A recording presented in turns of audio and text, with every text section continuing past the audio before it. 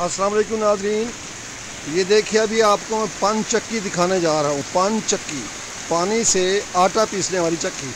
ये देखें पानी प्रेशर से ये नीचे आ रहा है इस पाइप के ज़रिए, और ये कमरा बना हुआ है, ये इधर जा रहा है।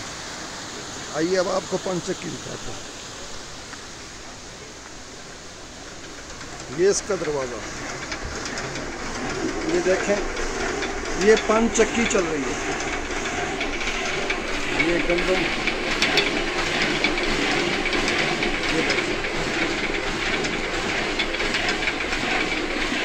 ये पान चक्की।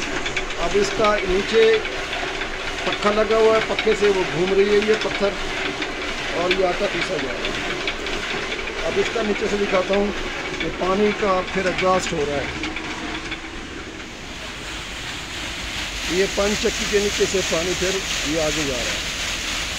ये पान चक्की।